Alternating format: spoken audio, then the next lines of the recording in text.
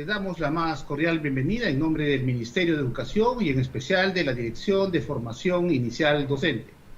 Como ya lo habíamos anunciado a través de nuestros diferentes medios virtuales, hoy tendremos la participación de dos reconocidos expositores internacionales vinculados a la formación docente.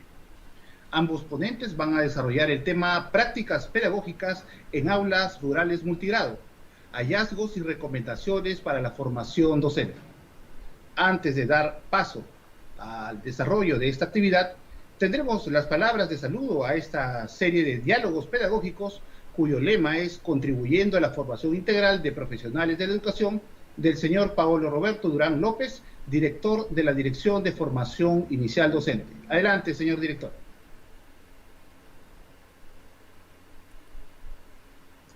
Muchas gracias, Víctor. Buenas tardes con todas y todos. En primer lugar, quiero darles la más cordial bienvenida a nombre del Ministerio de Educación y agradecerles por su presencia el día de hoy en este evento que el equipo de currículum de la DIFOIT ha organizado como parte de la estrategia de implementación de los nuevos diseños curriculares básicos nacionales, que como bien saben se terminaron de aprobar el año 2020. Quiero agradecer además muy especialmente a nuestros flamantes expositores el día de hoy, la investigadora Jessica Tapia y el investigador Fernando Llanos, quienes pertenecen al Grupo de Análisis para el Desarrollo, GRADE, quienes presentarán el estudio que ya ha sido mencionado por Víctor, ¿no? Muchas gracias, Jessica, Fernando, por compartir el día de hoy con nosotros los resultados de su estudio. Es verdaderamente un lujo para nosotros tenerlos el día de hoy. Y bueno, finalmente ya para comenzar con el evento, no quería dejar de mencionar que este es el primer webinar de muchos más que organizaremos en el transcurso de las siguientes semanas, los cuales les informaremos oportunamente para contar nuevamente con su participación. Muchísimas gracias a todas y todos por su participación nuevamente. Víctor. Muchas gracias. Fueron las palabras del director de la DIFOIT, Paolo Roberto Durán López. Antes de dar inicio, debo indicarles además que el enlace donde se visualiza esta videoconferencia van a poder ustedes registrar su asistencia, formular sus preguntas y responder a la encuesta de satisfacción. Existen 3 botones para cada una de las acciones antes mencionadas. Damos inicio entonces a esta actividad, no sin antes indicarles que las moderadoras de esta jornada académica estará a cargo de Lucía Mesías Ávila y Maritza Ñuñonca Lupo. Ellas son especialistas del Ministerio de Educación pertenecientes a la Dirección de Formación Inicial Docente, la DIFOIT. A continuación presentaré a nuestros expositores que nos acompañarán esta tarde. Jessica Tapia Soriano. Ella es magíster en Ciencias Sociales con orientación en Educación por la Facultad Latinoamericana de Ciencias Sociales de Argentina y bachiller en Literatura por la Pontificia Universidad Católica del Perú.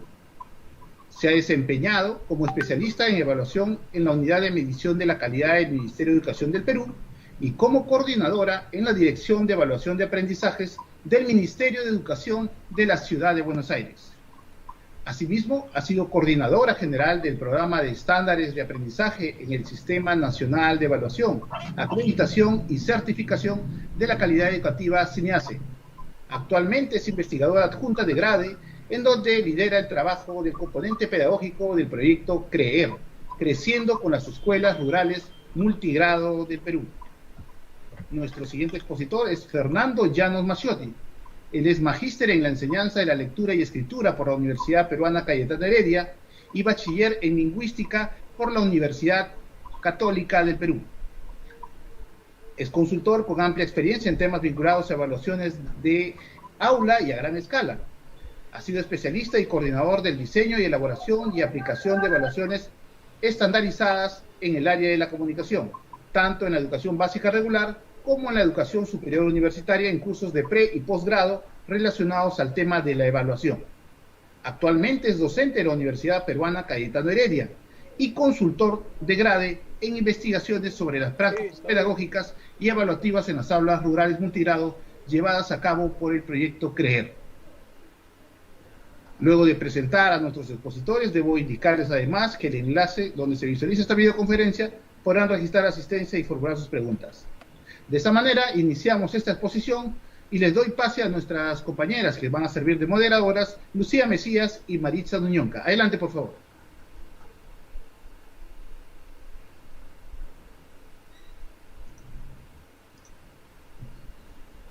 Buenas tardes con todos. Nuevamente les damos la bienvenida a nombre de la DIFOIT a este ciclo de webinars denominados Diálogos Pedagógicos. Estamos empezando, queridos colegas, estudiantes, en esta ruta de implementación de los diseños curriculares básicos nacionales. Bien, en esa línea vamos a dar un poco los objetivos de esta actividad, que es fortalecer las competencias profesionales de los formadores de docentes en el marco de la implementación curricular de los DCBNs de la formación inicial docente. La implementación curricular implica la comprensión, apropiación crítica y uso reflexivo de los diseños curriculares básicos nacionales para promover el desarrollo de las competencias profesionales docentes descritas en el perfil de egreso de la formación inicial docente. Su fundamentación y organización, incluyendo la finalidad, objetivos estratégicos, líneas estratégicas, fases, escenarios, orientaciones y actores, se encuentran descritos en un marco estratégico. Una gestión curricular descentralizada, participativa, flexible y centrada en competencias constituye uno de los pilares básicos que sostiene el marco estratégico de la implementación de los diseños curriculares básicos nacionales. Desde esta perspectiva, el cambio curricular depende en gran medida del involucramiento y desempeño de diversos actores educativos, estudiantes, formadores de docentes, directivos y especialistas de educación superior de las direcciones regionales de educación. La creación y desarrollo de espacios de reflexión y diálogo institucional con la participación de los diversos actores educativos se inscribe en esta apuesta estratégica por el cambio curricular. Su construcción es particularmente útil para fortalecer el compromiso de los agentes de cambio y analizar las características de la práctica docente desde la implementación curricular.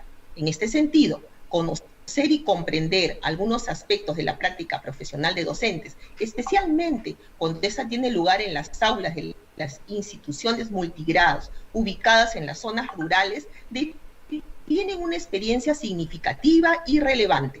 Su esclarecimiento resulta indispensable para revisar y rediseñar las estrategias de enseñanza, tanto en la formación inicial docente como en la formación en servicio.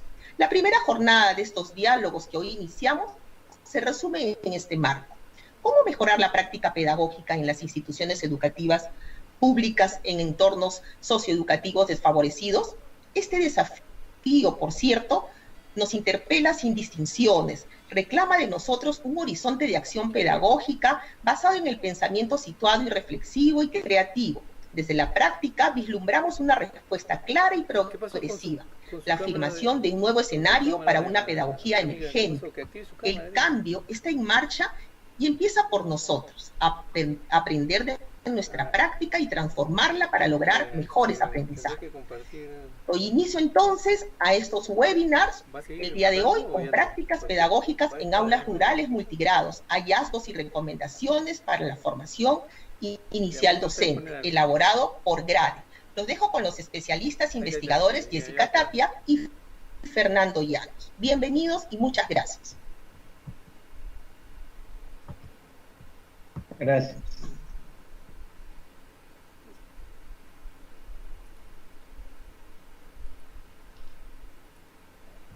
Micrófono, Yeka. Perdón. Buenas tardes con todos y todas y muchas gracias al equipo de DIFOIT por esta invitación. Voy a usar un PPT que seguramente lo voy a poder ver. Janet.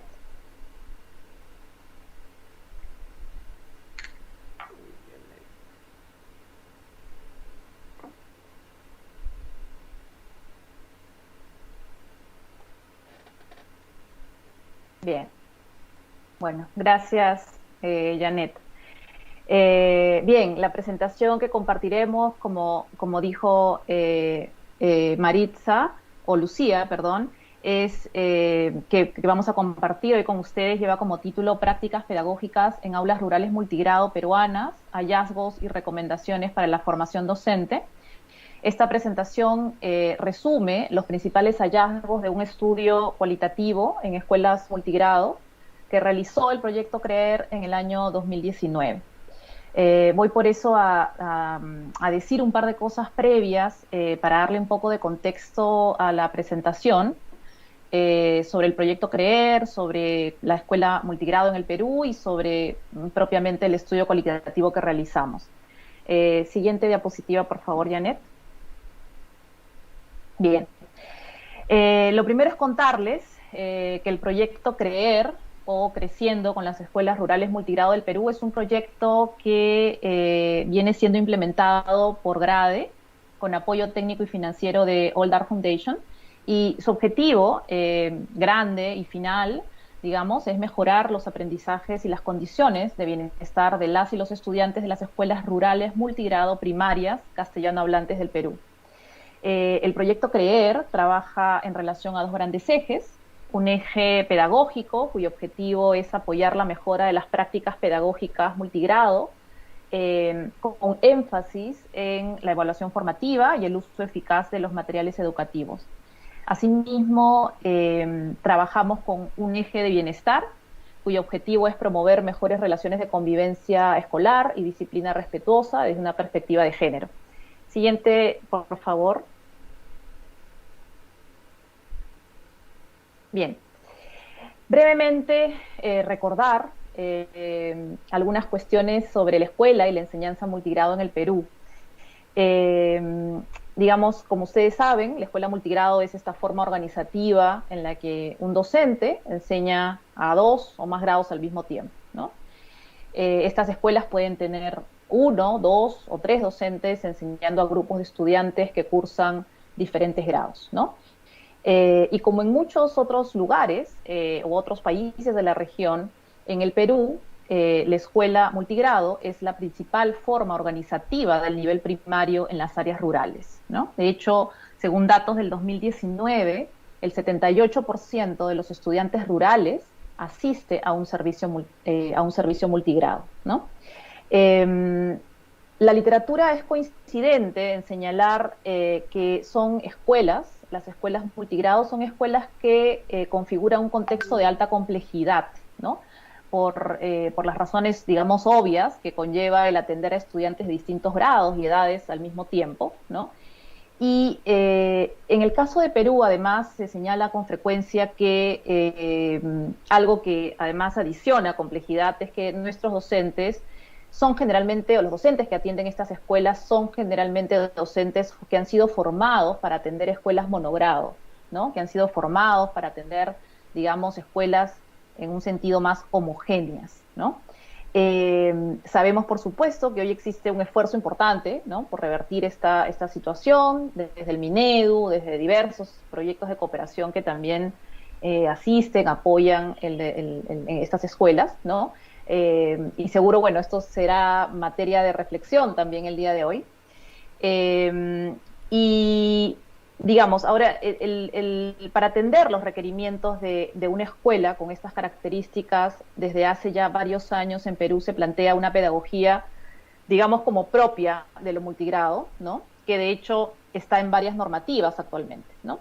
Y esta pedagogía tiene una serie de características. No voy a entrar en detalle ahora porque Fernando va a hacer referencia a cada una de ellas más adelante.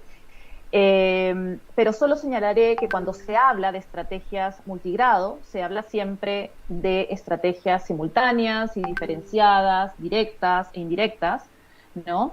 Y lo que caracteriza a todas estas estrategias, diría yo, es que parten del reconocimiento de esta heterogeneidad del aula multigrado y de llevar a cabo una pedagogía diferenciada, ¿no?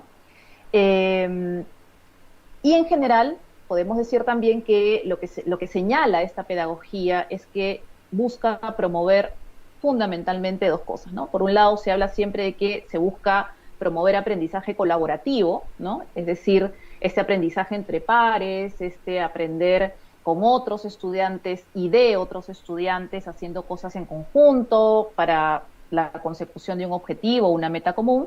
Y por otro lado, también se señala que estas estrategias buscan promover fundamentalmente el desarrollo de aprendizaje autónomo, ¿no? Es decir, este aprendizaje que tiene como finalidad que los estudiantes puedan autorregular su aprendizaje, asumir la responsabilidad y control de su propio aprendizaje a partir de la propia reflexión de sus logros o de sus dificultades, etcétera, ¿no?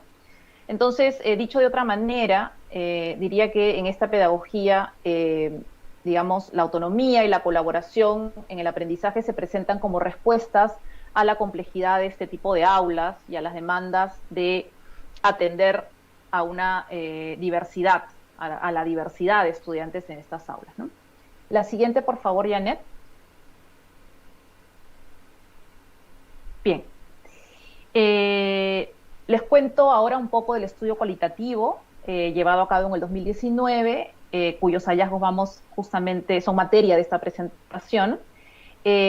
Lo primero es señalar que el propósito del el estudio cualitativo buscó comprender las dinámicas pedagógicas y de género en escuelas multigrado en 3 regiones del Perú, teniendo siempre como marco grande, digamos, la implementación del currículo nacional. Entonces se observaron, digamos, estas prácticas pedagógicas multigrado y también se observaron dinámicas de género, ¿no? En las que se observaron el tratamiento de la equidad, por ejemplo, de género a través de las prácticas pedagógicas, del uso de los materiales y recursos educativos y también el abordaje de la educación sexual integral, ¿no? Entonces, se abordaron estas 2 dimensiones. Se visitaron 12 escuelas rurales multigrado primarias de Piura, Cajamarca y Loreto, 12 escuelas en total, y se observaron en total 32 sesiones de clase. Se utilizaron diversas técnicas y instrumentos para recoger la información, se observaron, por supuesto, la observación de clases fue una importante estrategia que se utilizó, y también se entrevistaron a docentes y a padres de familia y a estudiantes, ¿no? Los hallazgos de este estudio, que son múltiples y como pueden ver variados, que no solamente atienden lo pedagógico, sino hay una dimensión importante de género también, se encuentran en varios documentos publicados ya en la página web de CREER. Los invito a visitarla y a leer estos documentos que seguramente los van a encontrar muy interesantes. Y por supuesto creemos que estos hallazgos y estos documentos pueden ser muy bien utilizados en diversos espacios de la formación profesional de los docentes, y así lo esperamos, ¿no? Van a poder ahora observar a través de la presentación que son análisis muy descriptivos, muy detallados y muy concretos, ¿no? Así que creo que van a ser muy útiles. Bien, siguiente, Janet, por favor. Bien, así que voy a dar paso ahora a Fernando, no sin antes anticipar sobre qué va a hablar Fernando. Son varios aspectos centrales que se observaron en este estudio, en el dominio pedagógico. Uno es referido a la planificación, otro a las actividades de enseñanza, otro a las interacciones y retroalimentación, a las estrategias de atención indirecta. Se observó también la evaluación de aula, formativa de aula, y los saberes culturales. Bien, vamos a continuar y voy a dar paso a Fernando para que empiece contándonos. Ok, gracias. Gracias, Yeka. Gracias a Difoid por la invitación para compartir estos hallazgos. Sí quisiera empezar diciendo que sería bueno leer el artículo mismo, ¿no? Al final le vamos a dar el enlace, el artículo mismo, porque, digamos, esto que voy a contar es una forma muy resumida, digamos, ¿no? De sintetizar lo que está contemplado en el artículo sobre los hallazgos. Entonces, voy a continuar. Bueno, como dice Jessica, estos son los 6 aspectos centrales sobre planificación, actividades de enseñanza, interacciones y retroalimentación, estrategias de atención indirecta o diferenciada, luego vamos a ver eso, sobre una evaluación un poco más formal y sobre los saberes culturales. La siguiente. En cuanto a la planificación, digamos, en diversos estudios sobre las escuelas públicas, incluso sobre las escuelas multigrado rurales, estudios que datan desde el 2001, ¿no? Generalmente había un problema en la planificación en estas escuelas multigrado rurales, ¿no? Generalmente tenían una secuencia algo desordenada, algo confusa, no estaban claros el inicio, el desarrollo y el cierre. Sin embargo, ya a partir del 2005 y especialmente desde 2009, ya se comienza a ver una secuencia más ordenada, ¿no? Entonces, lo que nosotros hemos encontrado, tanto en las observaciones de aula como en las programaciones que nos han alcanzado los docentes y en las entrevistas, se nota una secuencia más ordenada de acciones e indicaciones pedagógicas con un propósito claro, compartido, durante 3 momentos de la sesión bien marcados, ¿no? Inicio, desarrollo y cierre. Entonces, esto hace, ¿no? Esto es algo positivo porque, digamos, asegura, digamos, una secuencia didáctica ordenada a la hora de presentar a los estudiantes todos los, digamos, los momentos pedagógicos. Sin embargo, lo que sí se ha notado es que no hay mucha coherencia o consistencia entre lo que se planifica y las actividades propuestas, ¿no? Por ejemplo, en cuanto a, digamos, propósitos, ¿no? O en cuanto a desempeños, y cómo es que esto se lleva a la práctica, ¿no? Entonces, por ejemplo, digamos, se plantea un desempeño, una capacidad de, vamos a desarrollar la competencia escrita, ¿no? Y, digamos, se va a ver la coherencia, la cohesión, la adecuación comunicativa, pero a la hora de ponerlo en la práctica, el profesor se concentra más, el profesor o la profesora se concentra más en aspectos ortográficos, normativos, formales, ¿no? Las planificaciones a menudo hacen distinciones innecesarias por grado, especialmente en aquellas escuelas que son tridocentes, ¿no? O sea, tenemos 3 docentes en toda la escuela, entonces cada docente está a cargo de, por ejemplo, primero, segundo, tercero, cuarto, quinto, sexto, ¿no? Tenemos 3 docentes, entonces a veces, si bien a pesar de que el currículo nacional está diseñado en una estructura por ciclos, a veces fuerzan la distinción entre grados cuando no necesariamente debería ser siempre así, ¿no? Muy bien podrían trabajar actividades por ciclo. La siguiente.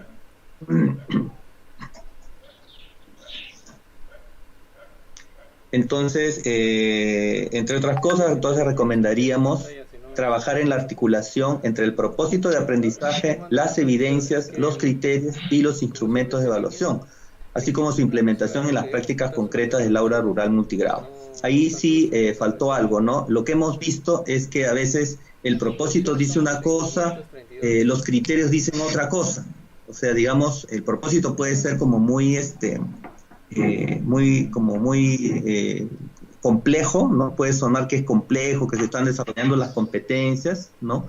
Pero a la hora de ver los criterios a veces no coinciden, ¿no? Generalmente se trabaja una sola capacidad de toda la competencia, se atomiza, se desagrega demasiado la competencia, se termina planificando solo por capacidades en la práctica e incluso en algunos criterios. Siguiente. Bien, las actividades de enseñanza, hemos visto que, como les decía, hay 3 momentos bien marcados, ¿no? Inicio, desarrollo y cierre. Es como una fórmula, ¿no? Que vamos a ver, digamos, qué tan consistente es. Empezamos entonces por el inicio. El siguiente diapositiva. En el inicio, normalmente lo que se hace, en todas las observaciones de aula que hemos realizado, se retoma la sesión anterior o, en todo caso, se recoge los saberes cotidianos, ¿no? Esto de alguna manera es bueno, ¿no? Pero hasta cierto punto, porque todavía estamos focalizando la atención en los contenidos, ¿no? Especialmente cuando se retoma la sesión anterior. Simplemente es un recordar la clase anterior, ¿no? Porque esta de alguna manera le da continuidad. Entonces, y por otro lado, hay otros docentes que recogen los saberes previos, ¿no? Lo cual está bien en el sentido de que de alguna manera contextualiza, motiva a los estudiantes, ¿sí? Sin embargo, bueno, luego vamos a profundizar un poco eso. Pero eso es lo que pasa al inicio. Se retoma la sesión anterior o se recoge los saberes cotidianos y ambos tienen que ver con el propósito de aprendizaje planteado para la sesión. Luego, la docente o el docente, pegan las normas de convivencia, ¿no? Se leen generalmente las normas de convivencia son las mismas, ¿no? Pero es como un rito, ¿no? Es como un ritual, como una fórmula de que siempre hay que leer las normas de convivencia, pero lo que llama la atención es que, digamos, en un día pueden haber 2 o 3 sesiones distintas de cada grado y con la misma profesora, y cada vez que empieza a trabajar un área, vuelve a repetir las normas de convivencia, ¿no? Y el propósito de la sesión, ¿no? Entonces se escribe en la pizarra el propósito de la sesión y los chicos generalmente lo copian en su cuaderno. Entonces siempre se da esta estructura, ¿no? Recoge los saberes previos, norma de convivencia, propósito de la sesión. Siguiente. Entonces, aquí, digamos, tenemos uno de los problemas es que... No, la anterior. Uno de los problemas que tenemos... La anterior, por favor. Uno de los problemas un poco más atrás. Ahí.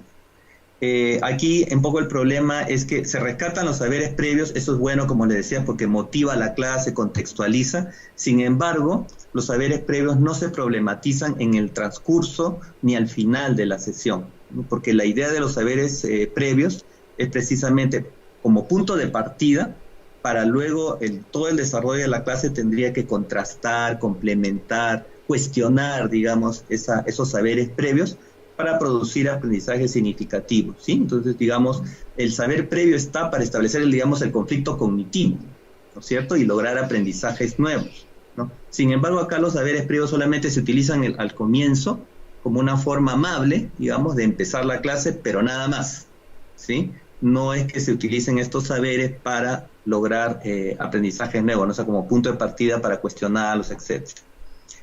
La siguiente. Luego de esta secuencia de inicio viene la secuencia de desarrollo, ¿no? Entonces, generalmente se da la atención simultánea, ¿no? Digamos la secuencia que se da a toda la clase.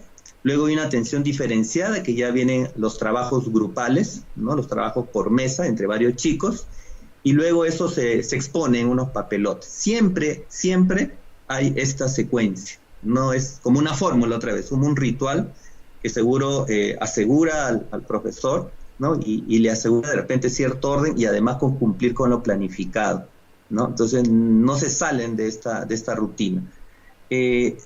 Al comienzo de la secuencia de desarrollo, cuando ya entra a trabajar el tema o el aprendizaje que se ha puesto en el propósito de aprendizaje, ¿no? Generalmente, digamos, las cosas que más hemos observado, porque, digamos, fue así los días que estuvimos en campo, que son más o menos 2 días,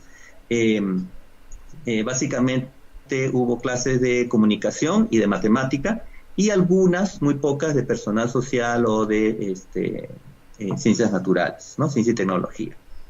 En cuanto a comunicación, por ejemplo, había algo que llamaba la atención, era la lectura. La lectura generalmente era en voz alta, ¿no? Y además había una lectura múltiple, ¿no? Una lectura múltiple que era, aquí llamamos lectura múltiple, el mismo texto era leído una y muchas veces, digamos, y de distintas formas. Primero lo leía el profesor, luego lo leía el estudiante, luego lo leían en coro, luego lo leían de repente silenciosamente, luego lo leían por turnos, y no les exagero, o sea, casi 20 minutos, 25 minutos se la pasaban leyendo, tanto el chico como los profes, ¿no? En voz alta, el mismo texto, que además era un texto bastante sencillo, ¿no? Un texto que no pasaba de los 3 párrafos. Entonces había mucha focalización en la lectura en voz alta y de múltiples maneras, ¿no? Como si, incluso algún profesor lo dice, algo así como que parecería que hay una percepción de que mientras más lees el texto, mientras más veces lees el texto, más lo vas a comprender, ¿no? Esta técnica o este enfoque de reiteración de lo mismo, la repetición, que pareciera que obedeciera a un enfoque más conductista, ¿no? Este enfoque de reiteración se repite varias veces en toda la sesión de aprendizaje, ¿no? Alguna vez por ahí algún docente que, digamos, originó un debate, ¿no? Una docente, me acuerdo que era en Piura, originó un debate bastante interesante, ¿no? Digamos, como una buena práctica de todos los chicos, ¿no? Que eran, me parece, cuarto, quinto y sexto, estableció un debate para que los chicos discutieran la lista de postulantes a las elecciones del aula, ¿no? El consejo escolar. Entonces había una discusión, ¿no? Entonces habían dos bandos y se comenzaron a reunir. El problema es que habían demasiados chicos para dividirlos en dos partes, ¿no? Pero bueno, en todo caso eso fue, digamos, algo novedoso, ¿no? Luego, las preguntas con respecto a los textos, ¿no? Los textos eran muy sencillos y las preguntas generalmente eran preguntas literales. Algunas preguntas podían simular ser inferenciales o críticas, pero eran literales simplemente, ¿no? Sí, lo único que tenía que hacer el chico era extraer y reproducirlo en el cuestionario o en las fichas. En cuanto a matemática, también había este tema de la lectura múltiple. Se leía varias veces el problema para asegurar que realmente se comprendiera, ¿no? Nuevamente, se percibe que la reiteración y la repetición de la lectura, por arte mágico, ¿no? va a caer en el chico como un rayo de luz que de repente, por repetirlo varias veces, va a comprender. Además, leerlo en voz alta, ¿no? A veces hay una resolución participativa también de ejercicios y problemas, ¿no? Generalmente las preguntas tenían una sola respuesta, eran respuestas únicas, eran respuestas predeterminadas en el sentido que ya lo sabía el docente y el texto que ya lo había, el único que tenía que hacer el chico era reproducirlo, ¿no? Eran respuestas únicas, enunciados cortos, a veces una sola palabra o un enunciado, ¿no? Entonces, de alguna manera había una gran participación de los chicos, pero todas eran cantidad de respuestas muy chicas, ¿no? No había preguntas abiertas que originaran, digamos, respuestas diversas o varios caminos para lograr una solución. No habían ese tipo de preguntas. Y luego venía la atención diferenciada, ¿no? Donde había trabajos grupales, y bueno, eso vamos a llegar después. Y había un monitoreo y retroalimentación, y luego había la transferencia, ¿no? La exposición en papelotes. Vamos a ver la siguiente diapositiva para detallar de repente un poco con más precisión en qué consistían estas actividades de enseñanza en general, ¿no? Algunas cosas, como les había dicho, las actividades eran poco demandantes, eran muy superficiales y de hecho estaban muy por debajo de lo esperado para el grado, incluso para el grado menor, ¿no? ¿Cómo lo sabíamos? Porque simplemente comparamos lo que estaba haciendo, lo que estaba planteándose en las tareas, en los productos, y lo comparábamos, por ejemplo, con el estándar o con los desempeños. Entonces uno daba cuenta que las actividades eran muy sencillas. Quizás se deba a que el docente tiene muy bajas expectativas por los chicos, cosas que nosotros para nada vimos. Nosotros vimos siempre chicos inteligentes, activos, ¿no? Curiosos, pero lamentablemente había una baja expectativa del docente con respecto a ellos, ¿no? Entonces, ahí habría que ver también, porque quizás es una creencia infundada, ¿no? Lo que más bien podría explicar es que de repente el docente no se siente tan seguro de cómo enseñar en una escuela multigrado, más que el chico realmente no tenga la capacidad. Entonces, eso deriva en actividades poco demandantes, ¿no? Se tiende al listado infinito de elementos, ¿no? Es algo que siempre se ve, y esto que les estoy diciendo me parece que no solamente tiene que ver con las escuelas rurales multigrados, sino en general con muchas escuelas públicas, ¿no? Las tareas siempre son listados, ¿no? Una receta, hay que hacer un listado, características, una serie de características, clasificaciones, una serie de viñetas, ¿no? Hasta en algunos casos por ahí podría haber un cartel, una infografía, también son viñetas, ¿no? Entonces no hay una explicación, no hay una descripción más desarrollada, no hay un aporte del mismo estudiante, entonces simplemente las tareas son listas, ¿no? Es como si hubiera una cultura escolar de la lista.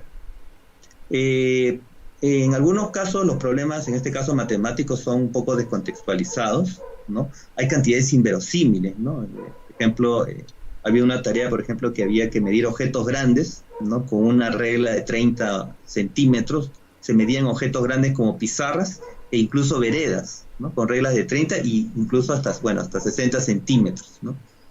Porque se estaba trabajando centímetros, medición, ¿no? De objetos. Una actividad motivadora, sí hubo una actividad motivadora, por ejemplo, que era la de vincular el aprendizaje de ángulos con la construcción de una cometa, ¿no? Esa era bastante interesante, bastante motivadora, ¿no? En que, digamos, se vio, ¿no? Los chicos estaban súper entusiasmados, ¿no? El profesor hizo el enlace entre lo importante que era aprender ángulos para construir una buena cometa, con el tema de los 90 grados, me parece, ¿no? Parecía que iba a desembocar en un aprendizaje muy, digamos, muy profundo, pero el problema es que se hizo el vínculo, se motivó a los chicos, pero luego todo es como si se hubiera quedado olvidado ya el aprendizaje de ángulos y todo el mundo ya se concentró en elaborar la cometa e incluso volarla, ¿no? Entonces, lo cual tampoco tiene nada de malo, pero digamos, el aprendizaje digamos, de nuevos conocimientos como los ángulos quedó un poco en el olvido, ¿no? Sin embargo, se estableció ese vínculo, ¿no? Se estableció ese link, ese match, ¿no? Que se desaprovechó. En general se destacan algunas buenas prácticas, pero todas estas buenas prácticas más que todo tienen que ver con la motivación, el interés y la participación que se incentivan en los estudiantes, ¿no? Porque las actividades fueron en general de baja demanda cognitiva, orientadas a trabajar las competencias de manera fragmentada y con exigencia por debajo de los estándares respectivos. La siguiente, por favor. En el cierre habían estas famosas preguntas de metacognición, ¿no? ¿Qué dificultades tuvo? ¿Qué aprendiste? ¿Cómo te sentiste? Etcétera.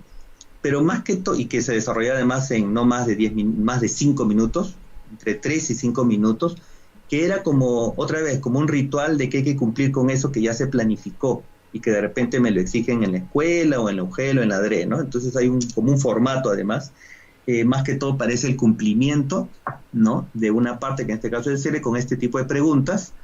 A veces lo hacían oral, o a veces lo hacían escrito, generalmente era oral, y se veía que los chicos simplemente respondían con monosílabos, con enunciados muy cortos, no había un diálogo, no había un interés para ver cómo es que aprendió el chico, qué podría hacer, no había una conversación. Ahora vamos a ver un ejemplo de diálogo. Y en algunos casos se dejaba la tarea para casa. De hecho, no siempre el cierre acababa aquí, ¿no? Habían profesores que ya no se les alcanzaba el tiempo para hacer estas preguntas y simplemente allí acababa, ¿no? Veamos la siguiente diapositiva. Ahí creo que tenemos un ejemplo de diálogo. Bueno, ahí están las preguntas que les dije, qué hemos aprendido, qué se logrará, etcétera, ¿no? A ver la siguiente diapositiva, por favor. Ahí tenemos un ejemplo, fíjense. Por ejemplo, ¿no? Lo que está en rojo es lo que preguntaba el docente, ¿no? Sobre estas preguntas de metacognición que pretenden que el niño reflexione sobre su propio aprendizaje. Pero fíjense, ¿qué les pareció este debate? Bien, bonito. Uno dijo bien, otro dijo bonito. ¿Qué es lo que más le gustó? Poner atención a los demás compañeros, dar opiniones. Muy bien. ¿Qué dificultades tuvieron? Los niños piensan, se miran entre ellos, murmuran. Luego de unos minutos un niño levanta la mano un poco tímida. Tenía nervios. ¿Qué más? Quiero tu opinión. Nos trabamos en algunas palabras, dice otro chico, ¿no? Tenía roche para hablar, decía una niña. A ver, ¿qué dificultades tuviste? Nervios. Y a ver la siguiente. No. Ya, ¿puede irse a la anterior, porfa? Ajá. Fíjense que era esto, ¿se dan cuenta? O sea, es como si el profesor solamente aplicara un cuestionario, ¿no? Es como si estuviera acostumbrado también, porque no lo hacía leyendo, ya está acostumbrado a hacer este tipo de preguntas, ¿no? Y simplemente hace las preguntas, los chicos responden, pero no hay un diálogo. ¿Se dan cuenta? No hay un diálogo, es como un monólogo simplemente, ¿no? El docente habla por un lado, los chicos hablan por otro, y los chicos me parece que sus respuestas son muy interesantes, son más interesantes que las preguntas, ¿no? Pero el profesor desaprovecha la oportunidad de conversar con ellos, ¿no? Por ejemplo, no lo sé, por ejemplo, ¿qué dificultades tuvieron? Nos trabamos en algunas palabras, por ejemplo, ¿no? Entonces el profesor le pudo haber preguntado, ¿pero era importante? ¿Creen que eso es muy importante? ¿Creo que eso dificulta? Entonces el chico diría, sí, porque, etcétera. Entonces, no sé, o sea, hay como un encadenamiento que debería, digamos, esperarse de esta actividad, ¿no? Más si es una actividad de reflexión, etcétera, ¿no? Bien, pasemos a la siguiente. Ahí tienen otro ejemplo. Este es sobre un debate, ¿no? ¿Para qué nos serviría este debate? Para prevenir desastres naturales, para no estar en peligro, para tener una experiencia sobre un debate.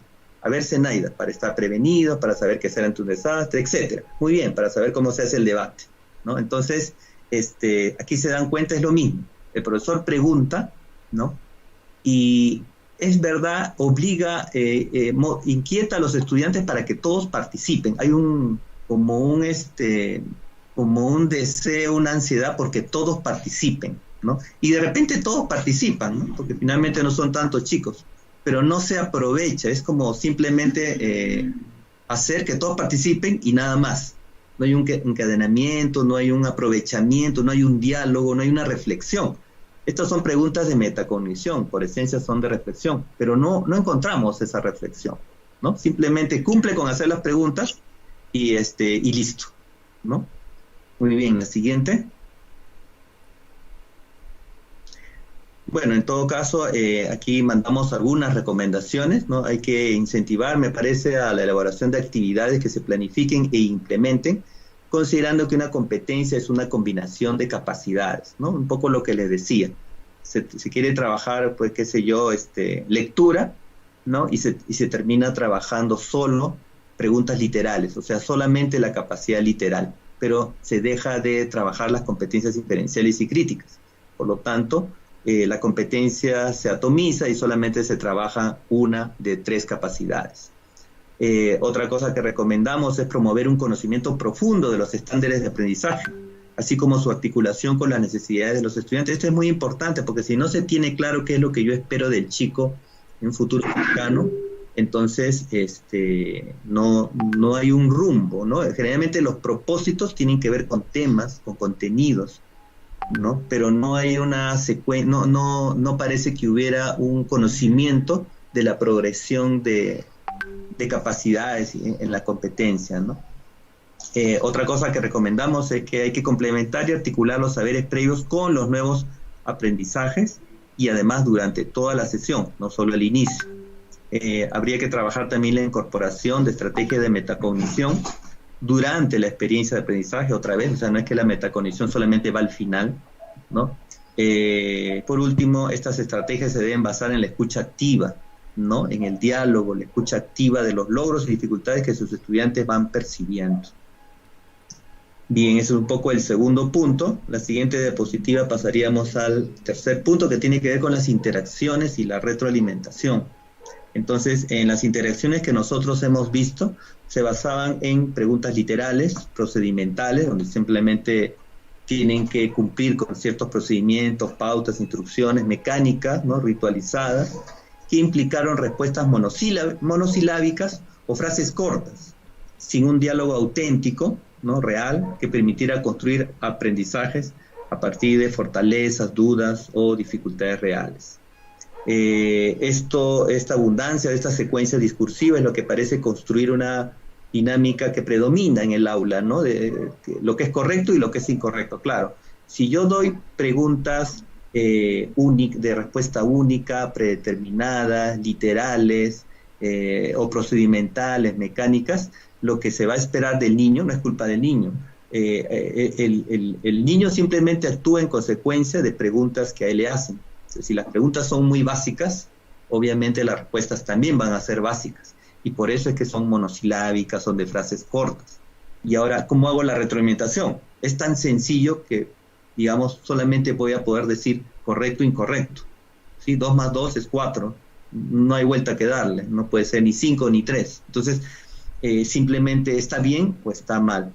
Es por eso que eso habría que cambiar, ¿no? Las preguntas deberían ser más abiertas.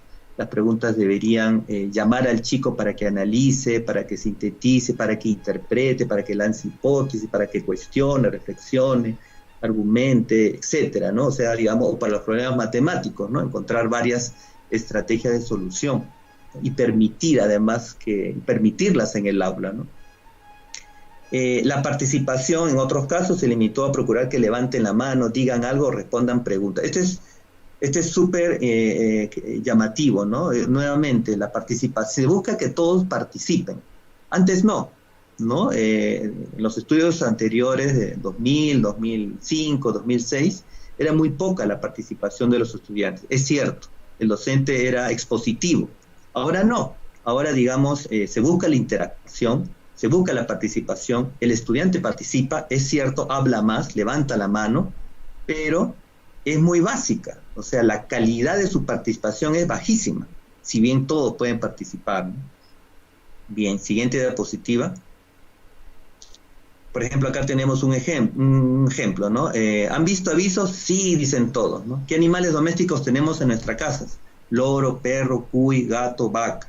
¿Podemos analizar avisos de manera individual? Sí. ¿Podemos analizar avisos de manera grupal? Sí. Y ahí queda, ¿no? Es increíble, o sea, no hay un diálogo, ¿no? Es como un cuestionario que quiere ser un diálogo, ¿no? Y todos participan, ojo, ¿eh? O sea, si yo voy con una ficha, yo digo, sí, todo el mundo está participando acá, el docente pregunta, todos responden, todos participan, todos felices, ¿no? Pero si nos vamos al fondo del asunto, digamos, no pasa nada, ¿no? A ver la siguiente diapositiva, y creo que tenemos otro ejemplo. Esta es de matemática. Para tener 1 metro, ¿cuántos centímetros necesitamos? Entonces un niño dice 30, otro dice 60, otro dice 50, ¿no? El mismo docente dice otro, ¿no? Ahí, por ejemplo, miren, 30, 60, 50. El profesor no dice nada. O sea, él lo único que está esperando es la respuesta correcta. O sea, sobre el error, que es como una oportunidad de aprendizaje, no se hace nada, se queda ahí, se queda en el aire. Son como respuestas que lanzan los chicos, ¿no? Que en el artículo nosotros llamamos respuestas fantasmas, porque es como si no se oyera la voz del niño, ¿no? El docente no le dice, por ejemplo, ¿para cuánto? 30. ¿Y por qué serían 30? ¿Estás seguro? A ver, porque no se trata de adivinar, ¿no es cierto? Entonces ahí hacer pensar al chico, ¿por qué dice 30? ¿Por qué dice 60? ¿No? Entonces, cuando ya un niño dice 100, entonces recién ahí el docente aprueba, ¿no? Entonces, en estas interacciones hay una secuencia que predomina, ¿no? Que es pregunta del docente, respuesta del chico, aprueba o desaprueba, ¿no? Es así. Son tres secuencias, son 3 elementos de una secuencia que se repite en absolutamente todas las sesiones. Veamos la siguiente diapositiva. Acá hay otro, ¿no? ¿En qué ayudan los ronderos en los desastres naturales? En llevarnos a la posta médica. ¿De qué manera? De la contaminación. ¿Qué son los temblores?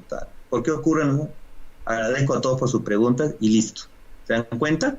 No, es como un cuestionario, así a secas, es un cuestionario, ¿no? Y más bien en lo oral es que donde uno más bien aprovecha el diálogo, ¿no es cierto? El diálogo auténtico. Bien, la siguiente diapositiva, ya las recomendaciones. Bueno, habría que posicionar el diálogo como un recurso pedagógico súper valioso. El diálogo me parece fundamental, ¿no? Para retroalimentar el aprendizaje y la enseñanza, y como una oportunidad para situar las prácticas didácticas cotidianas en un clima de confianza y respeto mutuo. O sea, es bien interesante porque me parece que de aquí a una parte los profesores y las profesoras han logrado que los chicos se motiven en algunos casos, hay un respeto mutuo, hay una confianza, el chico se siente confiado con su profesor, ¿no? Sin embargo, esto, lo llamativo es que esto más bien nos sirve de base para un diálogo, ¿no? Un diálogo, una conversación auténtica, ¿no? Porque es como una gran división. Primero lo motivo, ¿no? Bacán, pero luego a la hora de construir nuevos aprendizajes, como que ahí un poquito falla, ¿no? Por eso es que recomendamos que hay que posicionar el diálogo, hay que promover el replanteamiento de preguntas que generen respuestas amplias, abiertas, diversas, ¿no? Si yo planteo respuestas literales, extractivas, no voy a tener nada de qué hablar. Mientras más amplia y más abierta, más diversos tipos de respuestas yo espere, entonces va a haber un mayor intercambio entre los mismos estudiantes de puntos de vista distintos, de estrategias distintas, ¿no? Y de esa manera todos recíprocamente se retroalimentan. Otra cosa también que recomendamos es trabajar en la valoración y uso del error como oportunidad de aprendizaje. Bien, la siguiente. En cuanto a las estrategias de atención diferenciada, ¿no? Vemos que hay un predominio de trabajos grupales diferenciados por grados o ciclos, ¿no? La mayoría de docentes utiliza criterios variados, sea por grado de amistad que tienen los chicos, por género, por grado, por ciclo, ¿no? Incluso por la ubicación de sus carpetas, ¿no? Y muy poquitos utilizan el nivel de aprendizaje real de los estudiantes, ¿no? Que, digamos, solamente me parece que lo vimos en 2 casos y lo llamativo era que los que aplicaban el nivel real de aprendizaje a los estudiantes eran en 2 escuelas unidocentes, ¿no? Eso sí llamaba la atención. Las tareas diferenciadas por grado no se distinguían claramente por su mayor o menor complejidad, aunque así lo suponían. ¿Qué quiere decir esto? Que, digamos, no se diferenciaban bien las tareas, ¿no? Eran casi las mismas. A veces lo que cambiaba simplemente era, por ejemplo, en problemas matemáticos cambiaba la cantidad, por ejemplo, ¿no? Entonces, no sé, pues, por ejemplo, a tercero le preguntaba por 20 limones y a cuarto por 60 limones, ¿no? Entonces era el mismo problema y lo único que cambiabas era la cantidad o cambiabas los productos, ¿no? O le pedías más cosas a uno que al otro. Nuevamente tenemos el tema de cantidad, ¿no? Por ejemplo, la lectura múltiple, ¿no? Varias veces van a aprender más, ¿no? Igual acá, crees que porque le das más cantidad de cosas para que cuente va a ser más difícil que contar menos cantidad, ¿no? A pesar de que son 2 grados que están muy cercanos. La participación en los trabajos grupales fue desigual. ¿Por qué? Porque las tareas eran tan sencillas, incluso las que se planteaban para hacerlas por grupos, que tú tenías un grupo pues de 4 y para hacer esa tarea tan sencilla en realidad bastaban 2 y en realidad hasta 1. Entonces la distribución de tareas era muy básica. Un chico o chica era la que pensaba, digamos, o hacía propiamente la tarea y la otra era la que dictaba o copiaba o ayudaba, mientras los otros 2 estaban haciendo otras cosas o simplemente se ponían a escuchar. Porque la tarea era muy sencilla, nuevamente. Los chicos me parecen súper inteligentes, con todas las capacidades, pero no se desaprovechaban, ¿no? No era que los chicos no pudieran, digamos, hacer las tareas, sino que la tarea era tan sencilla que no tenían más que hacer, ¿no? Entonces, en ese sentido, la participación fue bastante desigual. Las actividades propuestas para el grupo eran poco demandantes, por lo que el trabajo colaborativo no motivaba aprendizajes relevantes para todos. Siguiente. Entonces, aquí algunas recomendaciones. Habría que revisar o replantear los criterios de agrupamiento, ¿no? Y dirigirlo más al nivel real de aprendizaje. Los profesores, digamos, sí, y me parece bien, ellos decían que alternaban los criterios, ¿no? En algunas actividades ellos podían plantear por grado, otras por ciclo, dependiendo del área, ¿no? Por ejemplo, comprensión lectora, generalmente lo hacían digamos, en total, como en grupos, o sea, juntaban grados, ¿no? Pero en matemática, ahí sí, por ejemplo, diferenciaban grados, ¿no? Decían también que a veces era por grado de amistad, o por al azar, o por cercanía, o por género, porque también ellos consideraban que tampoco era cuestión de aburrir a los chicos en el mismo tipo de criterios, ¿no? Sin embargo, para nada consideraban el nivel real de aprendizaje, excepto en 2 escuelas unidocentes. Así también, respecto de la diferenciación de tareas, es importante conocer los procesos de aprendizaje y los estándares. Si yo conozco bien los procesos de aprendizaje y, digamos, qué es lo que yo espero al final de cada ciclo o los desempeños por cada grado, eso me va a dar luces sobre cómo debo diferenciar las tareas y además si merece en algún tipo de actividades hacer esa distinción. Porque a veces las escuelas tridocentes, o sea, los docentes que tienen 2 grados, tienden a forzar la diferenciación. O sea, como sea, hay que diferenciar los grados, ¿no? Incluso desde la planificación, como si fuera algo que tienen que hacer de todas maneras, y no siempre es así, ¿no? Ellos mismos se autoimponen esta diferenciación.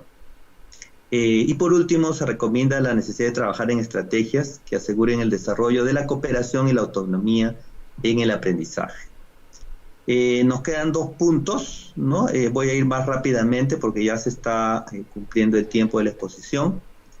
Bueno, básicamente en la evaluación se ve que tienen los docentes hacia la evaluación certificadora, que como que lo más importante es la asignación de notas, ¿no? A veces se utiliza como un recurso sancionador sea porque te portaste mal, bueno, te va a tomar un examen, o lo que decían es que la evaluación hacía que los chicos participaran más, ¿no? Entonces tenían que participar porque nuevamente hay como una ansiedad que todos los chicos participen, ¿no? Mientras más chicos participen, los docentes se sienten como más tranquilos y creen que como participaron todos, los chicos han aprendido algo. Entonces la evaluación es un recurso para que todos participen, no para que aprendan, sino para que participen. Y esto sí se percibe una retroalimentación desde un enfoque de reforzamiento y repetición, ¿no? La superación del error se asocia a la repetición del ejercicio, tal como lo hizo el docente, y reforzando con más tareas, ¿no? O más horas. Siguiente. Entonces, en ese sentido, mandamos algunas recomendaciones. Hay que fortalecer la capacitación en estrategias de retroalimentación. Hay que motivar una participación, bueno, realmente activa, ¿no? En la que realmente los chicos y chicas reflexionen sobre sus propias formas de aprender. Y hay que aprender a atender las dudas y preguntas de los chicos, ¿no? No quedarse... realmente darles voz, ¿no? Para que ellos puedan aprender. Y por último, la siguiente diapositiva, tratamos el sexto punto que tiene que ver con los saberes culturales, ¿no? Ahí se observó bastante preocupación por motivar a los estudiantes a partir de situaciones reales y del contexto sociocultural, ¿no? Por ejemplo, había, no sé, el Día de la Comunidad, entonces se planteaba como un almuerzo de la comunidad, entonces era una oportunidad para que los docentes trabajaran las recetas, por ejemplo, en las aulas. Era bien clásico, bien tradicional, ¿no? Esta actividad. Sin embargo, más se preocupaban en cocinar que en aprender cómo hacer un texto instructivo como receta, considerando que la competencia era escribir, por ejemplo, ¿no? Entonces, nuevamente, ¿no? El problema de los saberes culturales es que es muy bonito como punto de partida, pero si te quedas en el punto de partida, no se aprende algo nuevo, te quedas simplemente en lo que ya todos saben, entonces no avanza, no sé, como Dios que decía, ¿no? O sea, te quedas en la zona real, ¿no? En la zona actual, pero no pasas por la zona de desarrollo próximo para alcanzar una zona más potencial, ¿no? Conocer otra cosa nueva. Se apeló también a experiencias comunes del contexto, pero no fueron siempre experiencias retadoras, ¿no? Ahí sobre la experiencia retadora quisiera terminar nada más esto, en que las situaciones significativas que se veían que se trataba de ver, era, todos tienen como un conocimiento de lo que es real, o sea, todos quieren de alguna manera aprovechar los saberes previos, los saberes culturales, eso está bien, se cumple, digamos, con un elemento de la situación significativa, en el sentido que es auténtico, es real, ¿no? Es cercano a los intereses de los chicos, porque, digamos, es parte de su cultura, pero se descuida algo muy importante de la situación significativa, que es el tercer elemento y que es fundamental, que es lo retador, lo desafiante, lo problemático, ¿no? No se problematiza. Nada, eso ahí acabaría, para pasar a tiempo para las preguntas, ¿no? Adelante, Jessica. Gracias. Sí.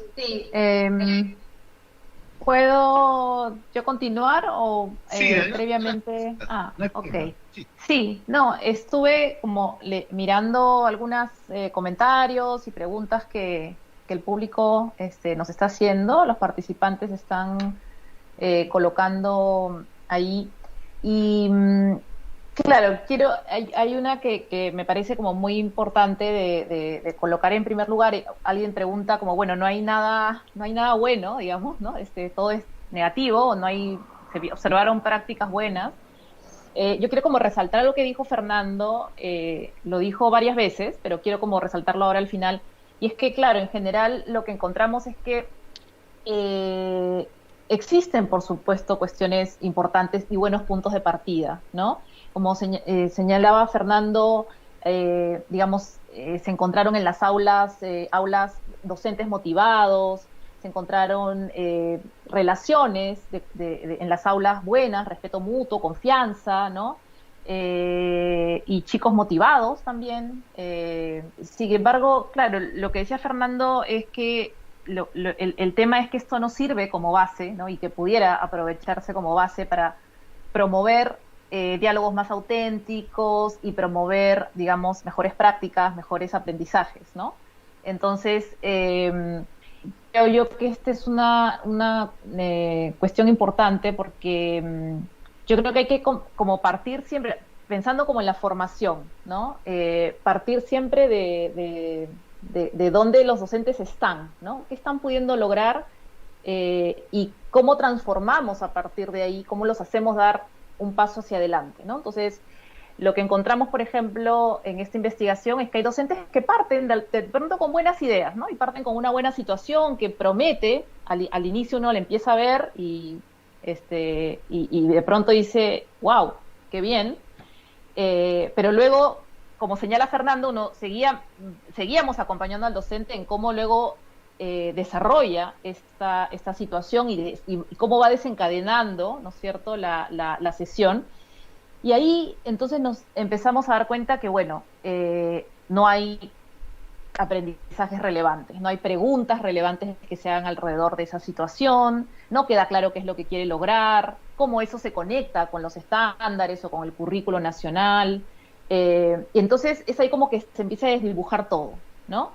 Y entonces creo que, yo creo que acá la reflexión también tiene que ser que, también lo señaló Fernando varias veces, es que se observa que hay un cumplimiento, ¿no? Si uno, decía Fernando, uno puede ir a esas aulas y decir, bueno, acá los chicos participan, acá el docente cumple muy bien, pone su propósito en la pizarra, cumple muy bien el inicio, hay un desarrollo como obvio, ¿no? Y bien estructurado de la sesión, pero ahí cuando uno le pone como el zoom y pone como la lupa a ver la cuestión más profunda que tiene que ver con si se están desarrollando aprendizajes relevantes y en consonancia con el currículo, es donde ahí vemos que la cosa empieza a fallar, ¿no? Entonces, creo que la pregunta que nos debemos hacer es, bueno, ¿en qué estamos fallando desde la formación, ¿no? ¿Cómo podemos hacer para apoyar a los docentes? Yo diría que hay que, primero, este tema de observar desde dónde están,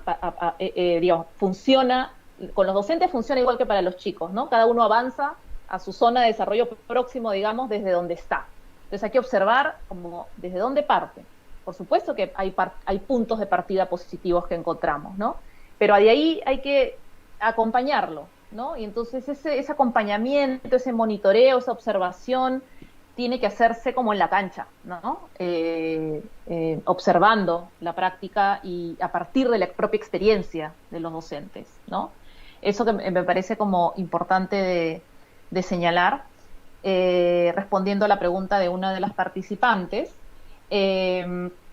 Una justo preguntaba por el tema de la planificación, Fernando, y decía que ella encontraba que a veces sentía como que era como muy rígido y como encontraba que me parece que esta docente seguramente acompaña también a docentes o tiene experiencia de observar, y veía que era como un esquema rígido del cual los docentes se agarran y tratan de no salirse, entiendo como eso, ¿no? Como ella percibía esquematización y rigidez, ¿no? ¿Qué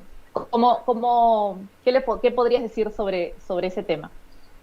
Ok, con respecto a la primera, solamente una cosita chiquita, porque de repente sí, pues queda el sinsabor de que no hay nada más bueno, ¿no? Como decía Yeka, sí hay algunas partes donde hay unos buenos puntos de partida, pero que luego comienzan a bajar.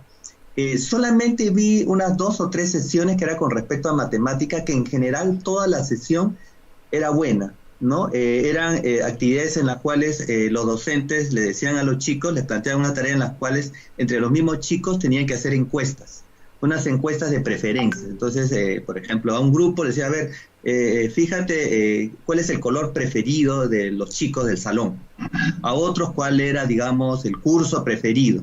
Entonces lo ponían en una tabla de doble entrada, luego hacían una serie de operaciones y tenían después que graficarlo, representarlo en un gráfico estadístico, ¿no? Entonces ahí sí era bonito, ¿no? Se notaba una participación activa, pero además se aprendía, se notaba que se aprendía algo nuevo, ¿no? Esa es, digamos, la principal actividad que tenía que ver con matemática. Y con respecto a la planificación, sí, pues, o sea, toda la razón, las planificaciones son muy rígidas, poco flexibles. Es como si el docente, en general, me parece, se concentra más en la enseñanza, más que en el aprendizaje. O sea, el docente parece que perdiera de vista cómo es que el chico está pensando, cómo es que el chico está aprendiendo, ¿no? Él más se preocupa en dar al chico, en enseñar, ¿no? Pero no hay una articulación entre la enseñanza y el aprendizaje. Entonces, como hay ese gran principio de fondo, la planificación es su objeto de desempeño laboral, además, ¿no? Eso es lo que él debe cumplir, ¿no? Porque yo creo que además las OGLs o las DRES presionan al docente para que cumpla con ese objeto ese objeto de enseñanza que es la planificación. Entonces, el docente, en vez de dirigir su atención al sujeto de aprendizaje, simplemente lo dirige al objeto de enseñanza, que en este caso es la planificación. Entonces, él no quiere salirse de eso. Entonces, como les decía, se ha hecho avances, o sea, hay una secuencia más ordenada, gracias a la planificación, a todo tenerlo ordenado, pero a la vez lo limita porque ya tiene que cumplir esas, además que no se trabaja por experiencias de aprendizaje, se trabaja por sesiones, es decir, se cree que en una sesión de 60, 90 minutos se va a desarrollar o se va a terminar de desarrollar una competencia, cuando una competencia necesita, digamos, varias sesiones. Entonces está como bien fragmentada. Toda la planificación es por sesión. Les exigen además a los profes que sea planificación por sesión. Y si es una sesión, imagínense, es por día. No hay una experiencia de aprendizaje que digamos, nosotros para desarrollar competencias necesitaríamos de una experiencia de aprendizaje que tenga 2, 3, 4 sesiones. O sea, necesitamos un tiempo más o menos largo para que se pueda ver algo bueno, digamos, ¿no? Pero los profesores también se apuran mucho, ¿no? Por esta rigidez, y esta rigidez yo creo que no solamente creo que es cuestión de ellos, es verdad que les da cierta seguridad, confianza, ¿no? Sino que me parece que también es algo burocrático que los persigue, o sea, ellos tienen que cumplir con esa planificación, ¿no? Y además con formatos que muchas veces les es ajeno, o sea, ellos, antes que el currículo nacional o antes que una capacitación, lo que les llega es el formato de la planificación, esos recuadritos que hay que llenar, competencia, propósito, criterio, evidencia, enfoque transversal, etcétera, ¿no? Y los saberes culturales, etcétera, y todo eso ellos lo tienen que llenar. Incluso en esos formatos a veces los fuerzan a diferenciar como sea los grados, porque están en una escuela multigrado, cuando no siempre es así, ¿no? Entonces, sí, totalmente de acuerdo, son planificaciones rígidas, inflexibles, que no ayudan, pues, no aportan a llevar a cabo por ejemplo, por eso es que no permiten que los chicos participen de modo cualitativo, porque si los chicos comienzan a preguntar, para ellos debe ser como que se forma un caos,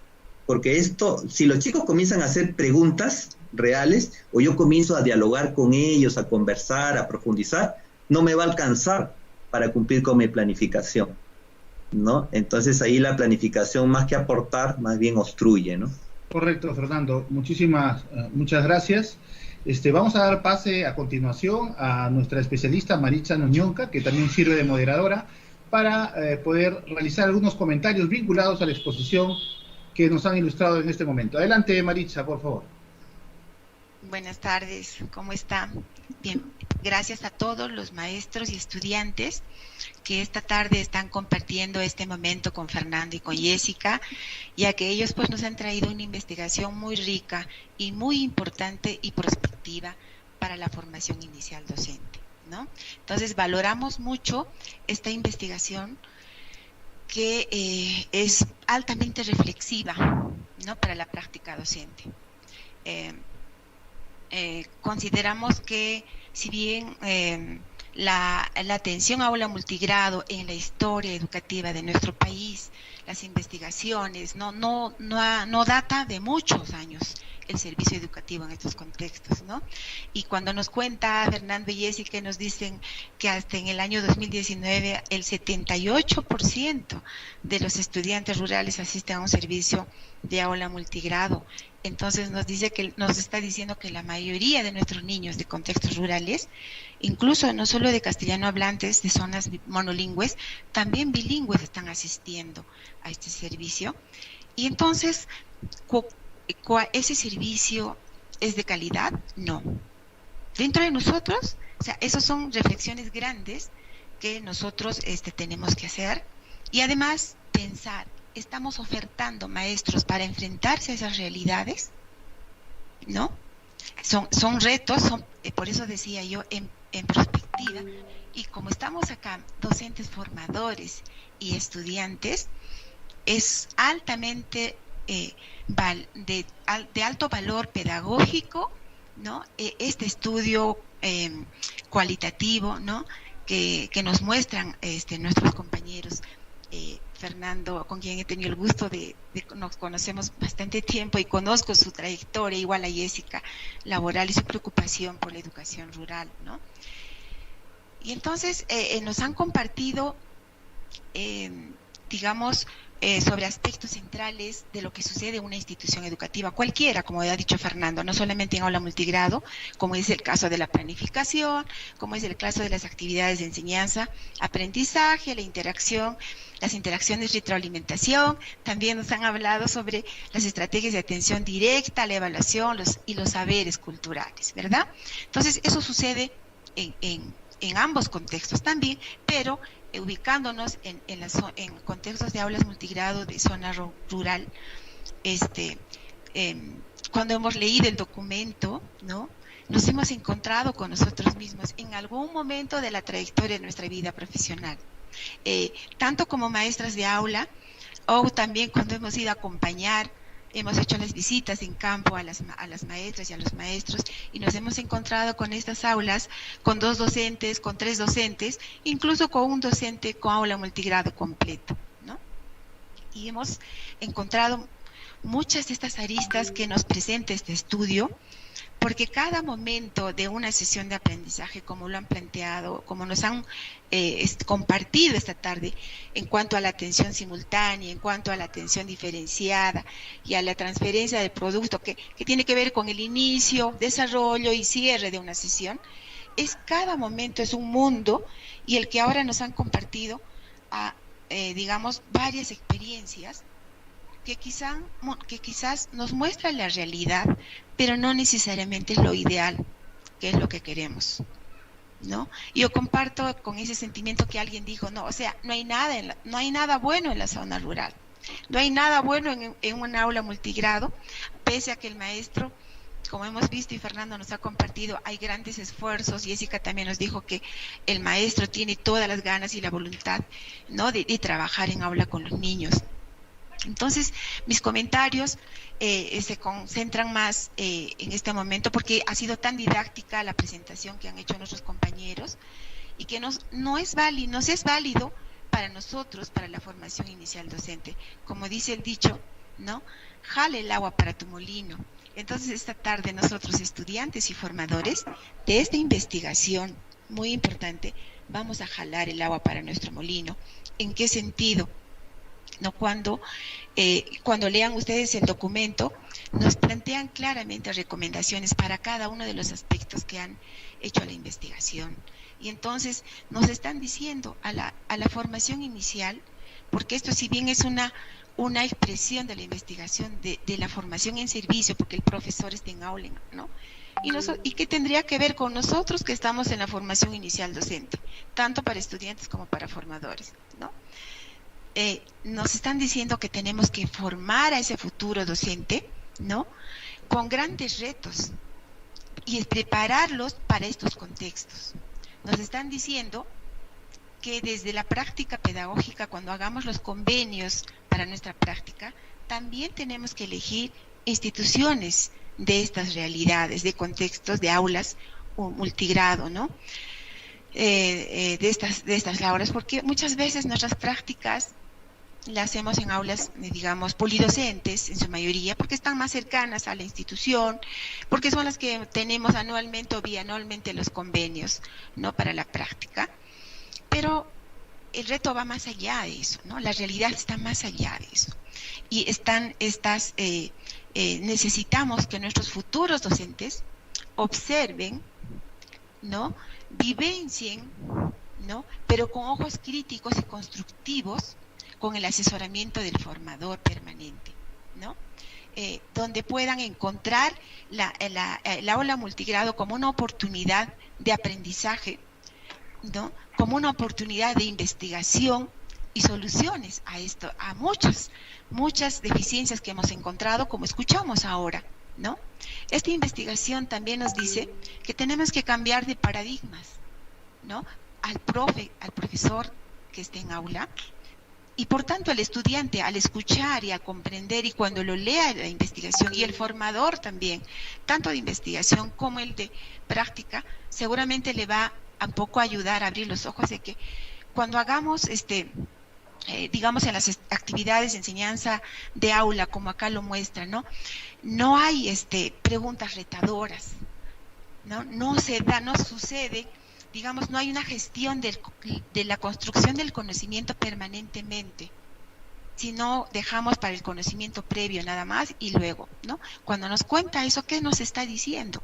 El Currículo Nacional de Educación Superior para todos los programas de estudio aprobados en el año 2019 y 2020, nos está planteando estos retos, nos los está diciendo, porque ya encontramos como evidencias, ¿no?, esas grandes complejidades que se dan en el servicio educativo, ¿no? Si bien es cierto, el aula multigrado de por sí es complejo porque hay que preparar actividades diferenciadas, hay que tener en cuenta las características de los niños, también hay que comprender el currículum, ¿no?, los estándares, ¿no?, porque para cada grado, a pesar que son ciclos, hay que diferenciar, hay que plantear, ¿no?, una dinámica muy estructurada, pero para eso hay que estar preparados.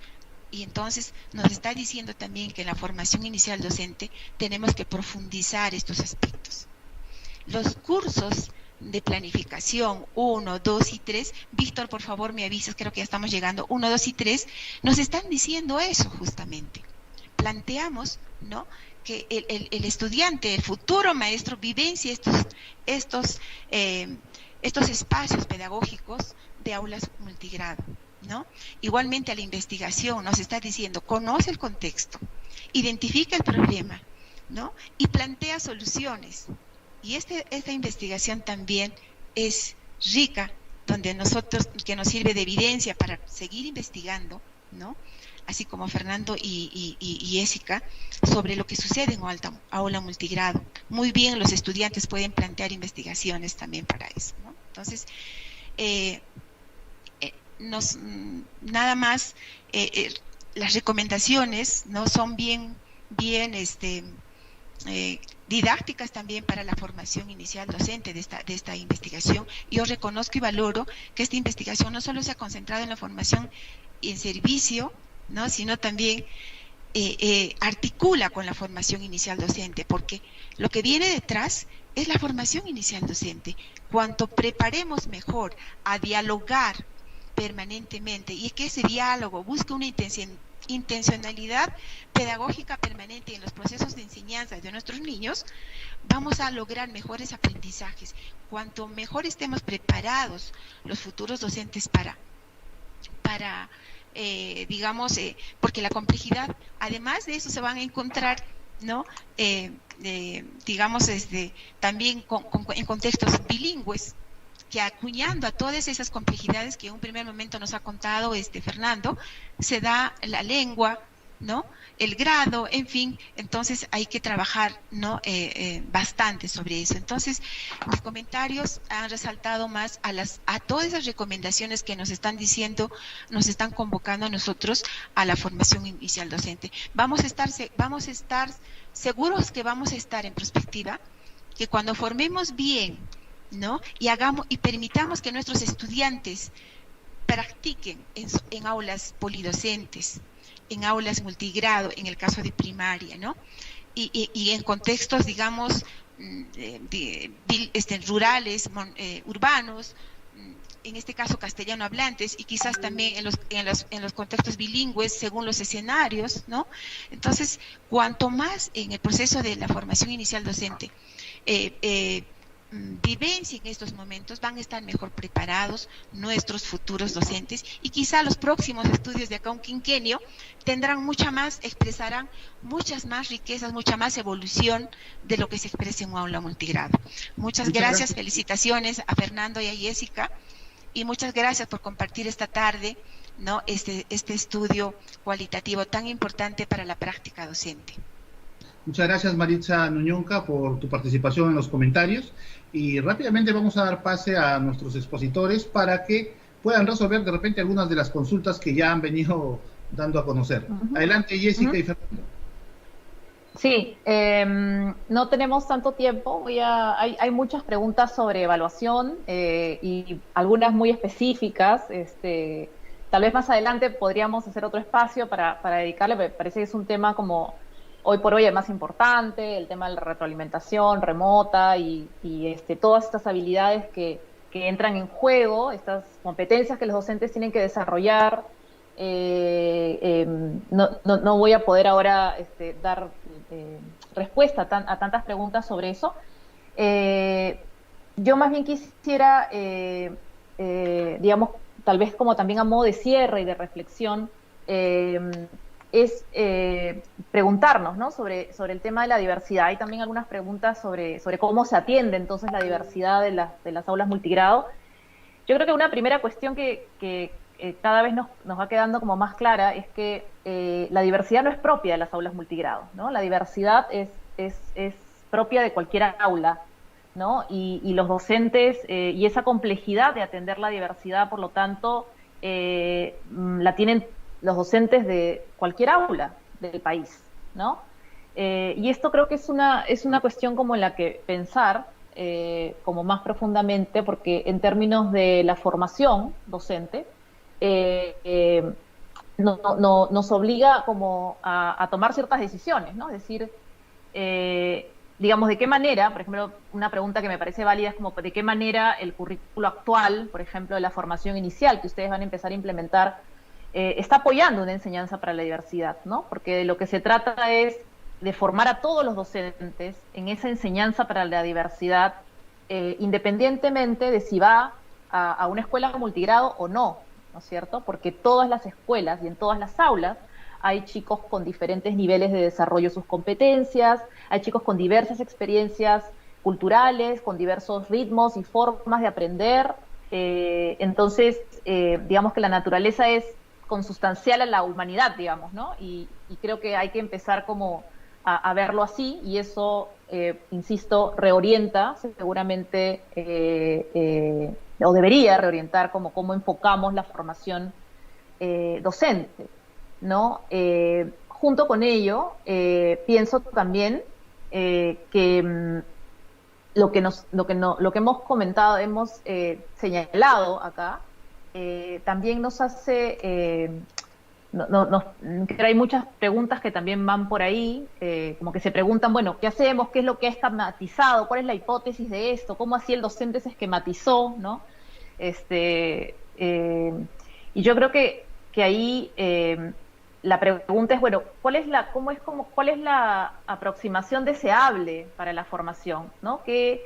¿Cómo es que uno, o sea, probablemente ya llegó a su fin, ¿no? A su nivel de saturación esta típica formación con poca mirada a la experiencia real de los docentes, ¿no?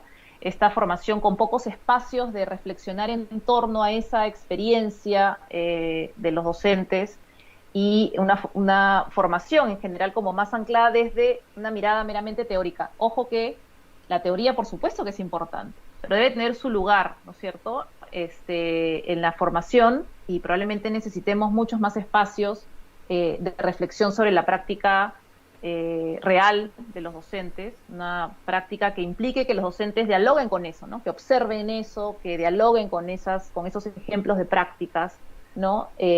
Porque en efecto no hay forma de prescribir cuando en una diversidad de cosas, ¿no? Lo que hoy día Fernando nos ha mostrado en la presentación es que las situaciones en verdad son diversas, los docentes tienen que tomar múltiples decisiones en aulas diversas, ¿no? Y no hay forma de prescribir cómo es que tienen que hacer, más bien hay que fortalecer esa capacidad de decisión del docente para poder tomar decisiones y poder atender a esa diversidad, ¿no? Bien, no sé, Fernando, si quieres como agregar algo a lo que acabo de decir. Sí, una cosita más nomás para no alargar el tiempo es, yo creo que todos los hallazgos que se han, digamos, dicho con respecto a las escuelas multigrado en este estudio, me parece, tengo la sospecha que también corresponden a muchas escuelas públicas también no rurales, o sea, digamos, no es una exclusiva, digamos, de las escuelas multigrado rurales, me parece.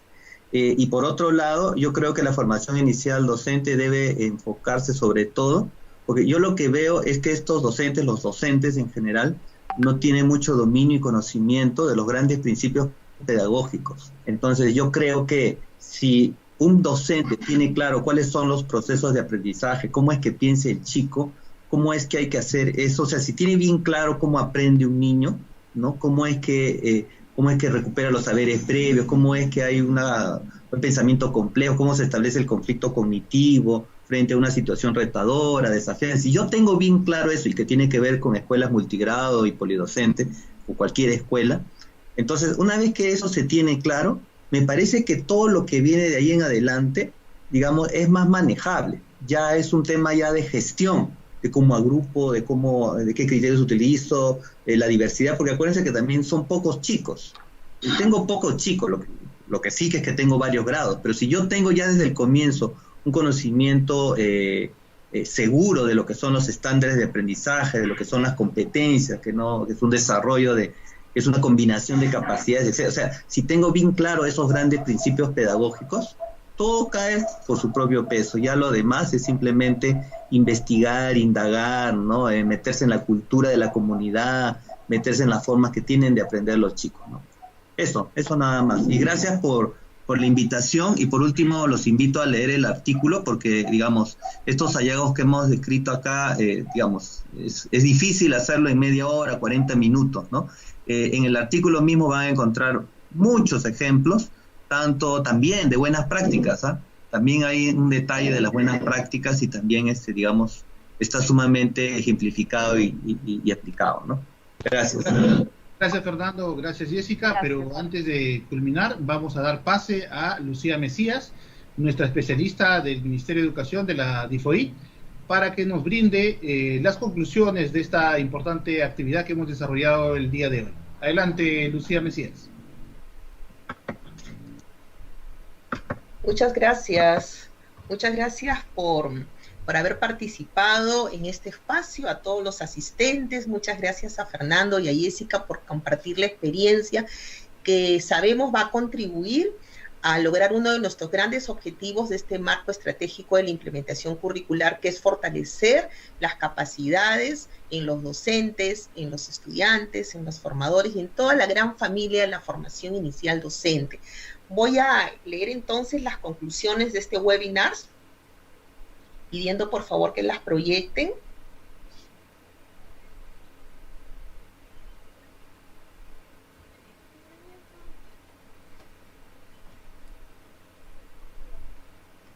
¿Están proyectadas, Lucía?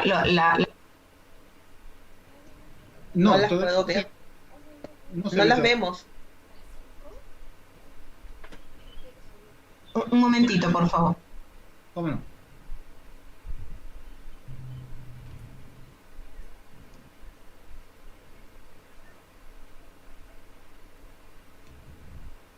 Ahora sí.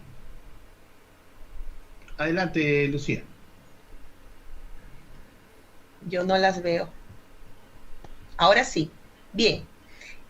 Una de las conclusiones a las que hemos llegado después de este espacio de diálogo y presentación del del estudio de GRADE es que las instituciones educativas con aulas multigrados requieren mejora en infraestructura, en el aspecto pedagógico y en la gestión institucional.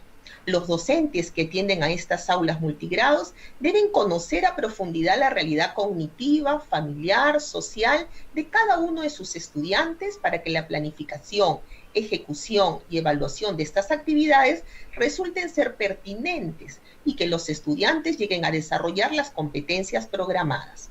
La capacitación que se alcanza a los docentes de aulas multigrado debe estar acompañada de un sistema de monitoreo y supervisión para que los docentes se comprometan a articular los desempeños planificados con las actividades trabajadas con sus estudiantes.